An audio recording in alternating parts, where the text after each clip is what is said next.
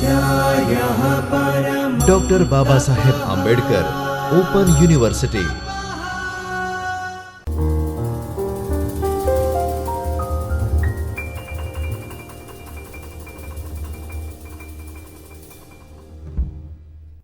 નમસ્કાર વિદ્યાર્થી મિત્રો ડૉક્ટર બાબા સાહેબ આંબેડકર યુનિવર્સિટીના department of library and information science તરફથી assistant professor doctor Gita Pandya હું આપનું હાર્દિક સ્વાગત કરું છું। આજે આપણે ગ્રંથાલય સામગ્રીની જાળવણી અને તેના સંરક્ષણ વિશે સંપૂર્ણ અભ્યાસ કરીશું। આપણે અગાઉ આ વિશે થોડી ચર્ચા કરી લીધી છે કે ગ્રંથાલયની જાળવણી એના અભ્યાસમાં આગળ આપણે ચર્ચા કર્યા પછી આપણે તેના ત્રીજા ભાગની ચર્ચા કરીશું। આપણે ગ્રંથાલયની જાળવણી કેવી રીતે કરવી અને એને વધારેના વધારે ઉપયોગમાં લઈ શકાય અને વધારે ભૂતકાળમાં પણ એ પુસ્તકો સારી રીતે ઉપયોગમાં કરી શકી એના માટેનું શું આપણે જાળવણી કરવી, કયા પ્રકારના સાધનોનો ઉપયોગ કરવો, એ રીતે આપણે આગળ વધીશું। એના માટે આપણે જોઈએ તો અગાઉ આપણે જોઈ લીધેલું છે કે સંરક્ષણ અને જાળવણીની વિભાવના શું હતી, સંરક્ષણ કરવા માટેના વિકાસના પડકારરૂપ માટે આપણે પુનઃસ્થાપન માટે અને એ બધા માટે જુદી જુદી રીતે અભ્યાસ હવે પછી કરીશું। પણ અત્યારે આપણે સમગ્ર વાતાવરણ, હવામાન, ભેજરહિત સ્થિતિનું નિર્માણ, અતેજાબીકરણ સ્થિતિનું નિર્માણ, વિશિષ્ટ પ્રકારની સામગ્રીનું સંરક્ષણ, તાડપત્ર, ભૂજપત્ર, એની બાંધણી, એ ઉપરાંત જંતુનાશકના નિયંત્રણ અને એ બધાની માટે લાઇબ્રેરીમાં સ્વચ્છતા પણ એટલી જ જરૂરી છે, એ વિશે આપણે ચર્ચા કરીશું। હવે વાતાવરણ કેવું હોવું જોઈએ, હવામાન કેવું હોવું જોઈએ, કયા પ્રકારની સામગ્રીનો ઉપયોગ કરવો જોઈએ, એ બધું આપણે અત્યારે વિસ્તારથી સમજીશું। હવે ગ્રંથાલયના સંરક્ષણ માટે ભવિષ્યમાં નુકસાન ન થાય એ કયા પ્રકારનો અભિગમ આપણે ઉપયોગમાં લેવો જોઈએ, તો કે સંગ્રહનું વાતાવરણ। હવે વધારે પડતા ભેજ હોય તો પણ પુસ્તકો સારી રીતે સચવાઈ નહીં શકે, હવાની આવન જાવન હોય એ પ્રકારનો ગ્રંથાલયની બાંધણી હોવી જોઈએ, બારીમાંથી સૂર્યપ્રકાશ આવતો હોવો જોઈએ અને સૂર્યપ્રકાશ આવવાની સાથે સાથે સીધો સૂર્યપ્રકાશ પુસ્તક ઉપર પડે તો એ પણ નુકસાનકર્તા છે। પછી પુસ્તકાલય ભોંયરાની અંદર ન હોવું જોઈએ, પુસ્તકાલયમાં ઉધઈ ન થાય એ માટે શું કરવું અને ઉભય થઈ હોય તો એના કયા ઉપાયો કરવા, વધારે ધૂળ અને રજકણો આપણને જો જોવા મળે તો એના માટે શું કરવું, અગ્નિની સામક એટલે કે ગ્રંથાલયની અંદર આગ લાગે તો એના માટે કયા પ્રકારના ઉપયોગ આપણે કરવો જોઈએ, તો એ આપણે જોઈએ કે ગ્રંથાલયની સામગ્રીનું તાપમાન કેવું રાખવું જોઈએ। એટલે મોટાભાગે 22 થી 25 સેન્ટીગ્રેડનું વાતાવરણ પુસ્તકો માટે સારું ગણાય છે। એટલે આપણે એમ કહી શકીએ કે આપણે ઉનાળામાં વાતાવરણ થોડું વધારે ગરમ હોય છે, એટલે ઉનાળામાં એસીનો ઉપયોગ કરવો જોઈએ। હવે એસીનો ઉપયોગ બધા જ પ્રકારના ગ્રંથાલયને પોસાય નહીં, અમુક પ્રકારના ગ્રંથાલયો એવા હશે કે એની અંદર આવક અને બજેટ ઓછું હોય છે તો એને એસીનો ખર્ચો પોસાય નહીં, અને જો એના માટે શું કરી શકાય એ આપણે જોવાનું છે। હવે વાતાવરણ સૂકું હોવું જોઈએ। હવે એસી અને સૂકું એ બેની સાથે આપણે સમન્વય ના કરી શકાય, એટલે એસીનું પ્રમાણ કેટલું રાખવું એ પણ એટલી જ મહત્ત્વનું છે। હવે વાતાવરણ આપણે ભારત જેવા ગરમ પ્રદેશની અંદર મોટાભાગે ગરમી વધારે રહેતી હોય છે, તો મોટાભાગે ગરમી રહે એટલે ધારો કે તમે પુસ્તકાલયની રચના કરો અથવા પુસ્તકાલયનું બાંધકામ તૈયાર કરો ત્યારે એ પ્રકારની બાંધણી પસંદ કરવાની કે વાતાવરણ આપણને ડાયરેક્ટ તડકો પણ ના આવે, તડકો આવે એની સાથે સાથે જુદા જુદા વેન્ટિલેટરો છે કે જુદી જુદી બારીની ડિઝાઇનો કરવી।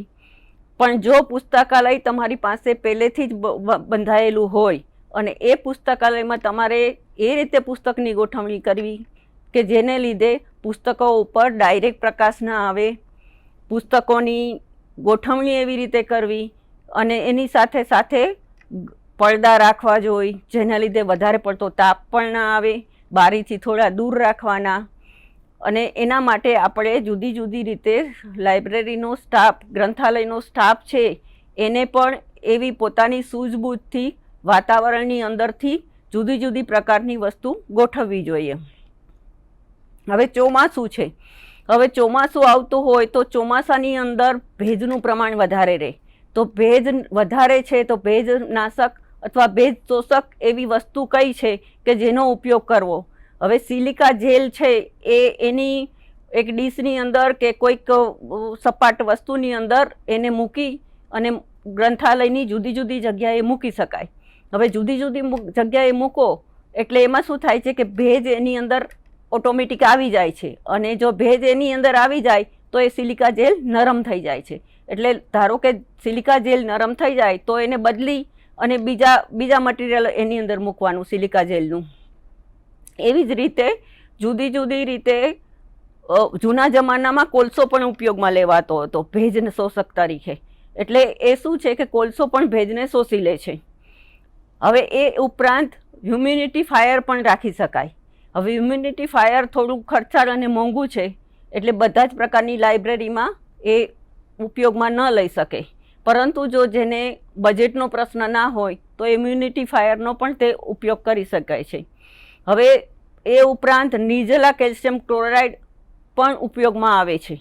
હવે આ રીતે તમે તમારા ગ્રંથાલયની અંદર, એટલે મોટે ભાગે આ ગ્રંથપાલની ફરજમાં આવે કે ગ્રંથપાલ પોતાના સ્ટાફની સાથે બેસીને નક્કી કરે કે કયા પ્રકારની વસ્તુથી ગ્રંથાલયમાં નુકસાન થઈ રહ્યું છે, તો એ પ્રકારે એ સાધનોનો ઉપયોગ કરી શકે છે. હવે ચોમાસામાં ઘણી વખત એવું બનતું હોય છે કે ઓરડાની અંદર પાણી ભરાતું હોય, તો બને ત્યાં સુધી જમીનમાં અથવા એવી રીતે 2-3 માળના પુસ્તકાલયની અંદર રચના થતી હોય તો એ પ્રકારે ઉપર જ કરવાની. ભોંયરામાં ક્યારેય ગ્રંથાલય રાખવું નહીં. ચોમાસાની અંદર પાણી ભરાય તો ભોંયરાની અંદર રહેલા પુસ્તકો બધા જ નકામા થઈ જાય, અથવા ભેજનું પ્રમાણ પણ વધારે આવી શકે છે. એટલે પુસ્તકાલય હંમેશા બેઝમેન્ટમાં નહીં રાખવા કરતાં ઉપરના માળોમાં રાખવું વધારે સારું છે. એટલે ચોમાસાની અંદર વાતાવરણમાં જો ભેજ લાગે તો એના લીધે શું થાય, ફૂગ થાય છે. ફૂગ થવાની સાથે પુસ્તકો ભીંજાઈ જાય અથવા પુસ્તકોના ભેજના લીધે એકબીજા 2 પાના ચોંટી જતા હોય છે. તો એ ચોંટી જતા પાના માટે પણ તમારે જુદી જુદી રીતો અપનાવી પડે છે. હવે આ વાત થઈ પુસ્તકોની. એની સાથે સાથે હસ્તપ્રતો છે, જે હસ્તપ્રતોને કેવી રીતે સાચવવામાં આવે છે કે એની અંદર લાકડાની પટ્ટી અને એની લાકડાની પટ્ટીની સાથે દોરી બાંધી અને એ પુસ્તકોને રાખવામાં આવતા હોય છે. હવે એની અંદર પ્રમાણમાં એસિડનું પ્રમાણ વધી જાય તો એ બરડ થઈ જાય છે. પુસ્તકોમાં પણ એવું છે, અને ચામડાની અંદર જે પીઠપટ્ટી પુસ્તકને બાઇન્ડ કરી છીએ આપણે, એટલે પીઠપટ્ટી ઉપર જે હોય છે એમાં પણ એ એસિડિકનું પ્રમાણ વધી જાય છે. અને હસ્તપ્રતોમાં પણ એવું થાય છે. તો એને બિન એસિડિક કે અતેજાબીકરણની પ્રક્રિયા કરવામાં આવે છે. હવે એના માટે તમારે અતેજાબીકરણની પ્રક્રિયામાં તેજાબીકરણમાં એમોનિયા વાયુ અને જલી તેજાબીકરણ માટે કેલ્શિયમ હાઇડ્રોક અને કેલ્શિયમ બાયકાર્બોનેટના દ્રાવણની અંદર એનો છંટકાવ કરવામાં આવે છે. હવે આ સાથે સાથે વરાળકરણની તબક્કામાં પણ રાખવામાં આવે છે કે પાણીનો ઉપયોગ કેવી રીતે કરવો. એના માટે જુદી જુદી રીતે જુદી જુદી કેબિનનો ઉપયોગ પણ કરવામાં આવે છે, અને એને આલ્કલાઇન કરવા માટે એને રાખવામાં આવે છે. હવે આમાં વસ્તુ શું છે કે જે રસાયણનો ઉપયોગ થાય છે આલ્કલાઇન કરવા માટે, તો એ મોર્ફોલિન ઝેરી છે. હવે એની અંદર આ વસ્તુ યુઝ કરવાથી લાંબો સમય પાછું અતેજાબીકરણ, એટલે કે એની અંદરથી આલ્કલાઇન એસિડિક વસ્તુ લાંબો સમય સુધી જતી નથી રહેતી, થોડા સમય પછી એ પાછી આવે છે. હવે એના માટે શું કરવામાં આવે કે એ દ્રાવણના પુસ્તકના પાનાની ઉપર એને લગાવવામાં આવે છે, એટલે કે એ ઓટોમેટિક થોડા ટાઈમ પછી એ સુકાઈ જાય છે, અને એ એસિડની જે છે એ એસિડ વિહીન થઈ જાય છે, એટલે કે થોડુંક નરમ પડી જાય છે. જે ઓલું બરડ થઈ ગયેલું હોય છે એના બદલે એ થોડુંક નરમ થઈ જશે. હવે અમુક વિશિષ્ટ પ્રકારની સામગ્રી છે કે જે તાડપત્ર છે, ભુજપત્ર છે, એ બધાનો સંગ્રહ કેવી રીતે કરવો અને એ સંગ્રહ કરવામાં એક વખત ઉપયોગમાં લીધા પછી વારંવાર ઉપયોગમાં લેવા માટે એને વધારે સારી રીતે સાચવવા માટે શું શું કરવું. પુસ્તકો સાચવવા માટે બને ત્યાં સુધી ઇઝી પ્રક્રિયા થઈ શકે છે, પણ તું તાડપત્ર અને ભુજપત્રને સાચવવા માટે થોડી ખર્ચાળ વસ્તુનો ઉપયોગ થાય છે. હવે હસ્તપ્રસ્તોના પાના છે ને એક સાથે ચોંટી ગયા હોય તો એને કેવી રીતે એને સીધા ચોટેલા પાનાને તમે ઉખાડવા જશો તો એના ઉપરના લખાણ છે કે પાના છે એ ચોટેલા પાના તૂટી જવાનો ભય વધારે રહે છે. અને એને સાચવવા પણ કેવી રીતે, તો કે એ બે બોર્ડની વચ્ચે એ પાનાને રાખવામાં આવે છે અને દોરી બાંધી અને કપડાની અંદર વીંટી અને મૂકવામાં આવે છે. પણ એની સાથે સાથે શું થાય છે, ઘણી વખત ધૂળ લાગે છે, જીવાત લાગે છે, તો આ બધા માટે એને શું કરવું, તો કે એને છે ને ખુલ્લા પેલાની અંદર લાકડાના બોક્સમાં પેટીમાં છૂટા મૂકી દેવાના અને પેટી બંધ કરી દેવાની, એટલે ધૂળ લાગવાની શક્યતા અને ભેજ લાગવાની શક્યતા ઓછી થઈ જાય છે. તેવી જ રીતે ફિલ્મની પટ્ટીઓ છે, માઇક્રોફિલ્મ છે, માઇક્રોફિશ છે, એ બધાને કેવી રીતે રાખવી, તો કે એ માઇક્રોફિશને અલગ ધરાવતી કોથળીમાં મૂકવામાં આવે છે અને માઇક્રોફિલ્મને ડબ્બીમાં મૂકવામાં આવે છે. એટલે એ બધાનું જાળવણી કરવા માટે અલગ અલગ વસ્તુઓમાં મૂકવાથી એ લોકો ઉપર ધૂળ, પાણી, ભેજ આ બધી વસ્તુની સમસ્યા નહીં રહે. હવે બાંધણી કેવા પ્રકારની હોવી જોઈએ. હવે બાંધણી પણ એટલી જ મહત્વની છે. પુસ્તકને સાચવી રાખવા માટે એની બાંધણી વધારે સારી છે. ચામડાની બાંધણી જનરલી સારામાં સારી ગણાય છે, પરંતુ ચામડું અત્યારે આર્ટિફિશિયલ ચામડું પણ ઉપયોગમાં લેવામાં આવે છે. હવે ચામડાની અંદર વધારે પ્રમાણમાં અસરકારક દ્રાવણ કહી તો લેલોનિંગ લેઝર છે, જે મિર્ચ, દેવદારનું તેલ છે અને બેઝિનનો ઉપયોગ કરવામાં આવે છે. આ બધી વસ્તુનો ઉપયોગ કરવાથી ચામડીની આયુષ્ય મર્યાદા વધી જાય છે. હવે આના માટે આપણે એમ કહી શકાય કે એના માટે શું શું ઉપાયો કરવા, ચામડું સાચવી રાખવા માટે કે પુસ્તકો સાચવી રાખવા માટે કે માઇક્રોફિલ્મ, માઇક્રોફિશ એ બધાને અંદર, તો કે જંતુનાશક નિયંત્રણ શું કરવા, તો કે સૌથી વધારે લાઇબ્રેરીમાં ડામરની સફેદ ગોળીઓ વધારે મૂકવામાં આવે છે. અમુક અંતરે 8 ફૂટના અંતરે એવું માપ છે કે 8 ફૂટના અંતરે તમે એ ડામરની ગોળી મૂકો તો અમુક ટાઈમ સુધી એની સ્મેલથી જીવાત નથી આવતી. હવે ગ્રંથ ભંડારમાં તાસકમાં પેરોડાઇઝ ક્લોરાઇઝ બેઝિન એનું દ્રાવણ પણ મૂકવામાં આવે છે. મિથેલિન સ્પિરિટ જે 10% અને અજમાનું દ્રાવણ જે થાઇમોલ કહેવામાં આવે છે એનો પણ છંટકાવ કરવામાં આવે છે.